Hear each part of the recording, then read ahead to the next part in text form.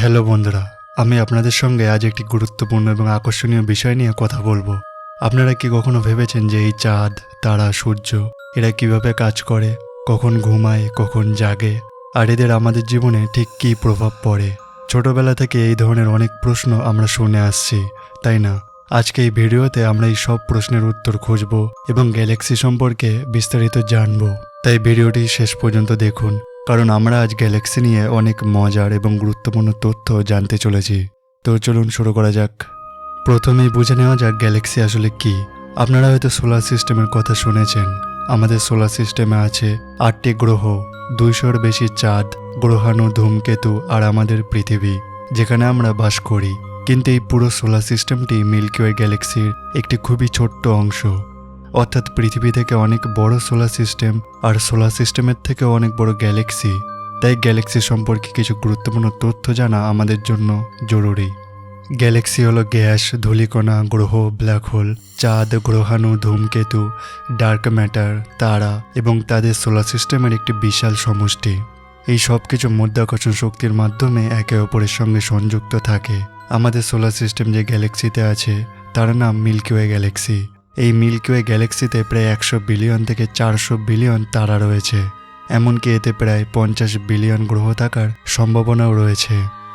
আমাদের solar system milky ওয়ের বাইরের অংশে অবস্থিত এবং এটি গ্যালাক্সির কেন্দ্রের চারপাশে ঘুরছে। এই একটি পূর্ণ পরিক্রমা করতে প্রায় 225 থেকে 250 মিলিয়ন বছর সময় লাগে, অর্থাৎ এটি একটি খুবই দীর্ঘ সময়। এখন প্রশ্ন হলো, মহাবিশ্বে মোট কতগুলো গ্যালাক্সি আছে? এটা জানলে আপনারা অবাক হয়ে যাবেন।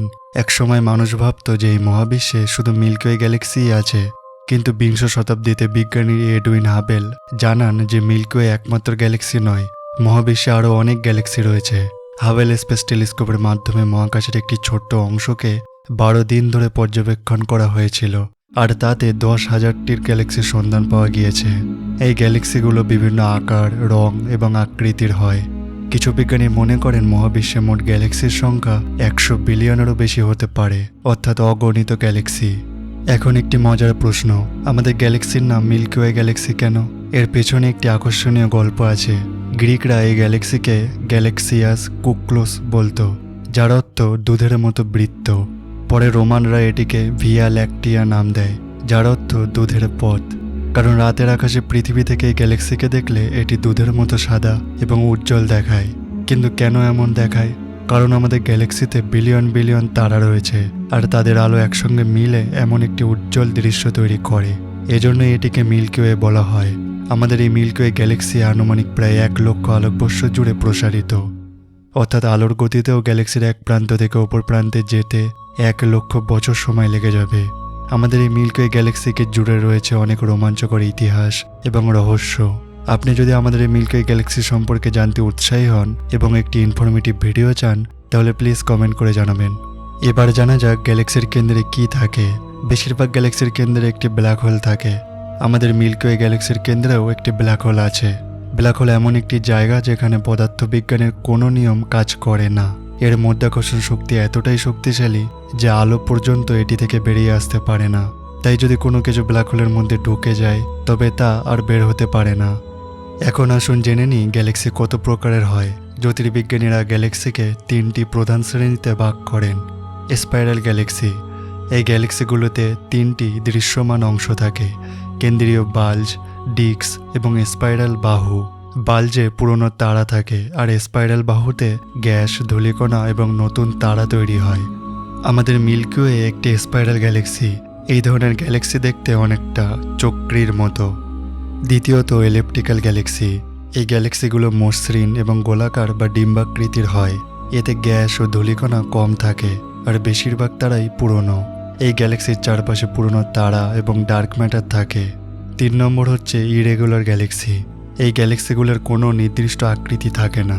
এরা না স্পাইরাল না এলিপ্টিক্যাল, তাই এদের বলা হয় ইরেগুলার গ্যালাক্সি। এখন প্রশ্ন হলো, গ্যালাক্সিগুলো কি একে অপরের সঙ্গে সংঘর্ষে লিপ্ত হয়? হ্যাঁ, এমনটা হয়। আমাদের মিল্কি ওয়ে গ্যালাক্সির সবচেয়ে কাছের গ্যালাক্সি হলো অ্যান্ড্রোমিডা। বিজ্ঞানীরা বলেন ভবিষ্যতে এই 2টি গ্যালাক্সি একে অপরের সঙ্গে সংঘর্ষে লিপ্ত হতে পারে। এই সংঘর্ষে 2টি গ্যালাক্সি ধ্বংস হয়ে যেতে পারে। তবে চিন্তার কিছু নেই, এই ঘটনা ঘটতে এখনো প্রায় 5 বিলিয়ন বছর সময় আছে, তাই এখনই আমাদের ভয় পাওয়ার কিছু নেই। তবে হ্যাঁ, আমরা যদি নিজেরাই আমাদের পৃথিবীকে ধ্বংসের দিকে নিয়ে যাই তাহলে কিন্তু কেউ আমাদের বাঁচাতে পারবে না। তাই আমাদের পরিবেশ, আমাদের চারপাশের প্রকৃতির প্রতি যত্নশীল হতে হবে। আপনারা নিজের খেয়াল রাখুন, আপনার কাছের মানুষদের খেয়াল রাখুন। এই ভিডিও আপনাদের কেমন লাগলো? এই তথ্যগুলো কি আপনাদের কাছে ইন্টারেস্টিং লেগেছে? কমেন্ট বক্সে অবশ্যই আপনার মতামত জানান। আর এই ধরনের মজার এবং গুরুত্বপূর্ণ তথ্য পেতে আমাদের চ্যানেলটি সাবস্ক্রাইব করতে ভুলবেন না। বেল আইকনটি প্রেস করুন যাতে নতুন ভিডিওর নোটিফিকেশন পান। আপনাদের কোনো প্রশ্ন থাকলে কমেন্ট বক্সে লিখে জানান। খুশি থাকুন, হাসি মুখে থাকুন। Thanks for watching, take care, bye by.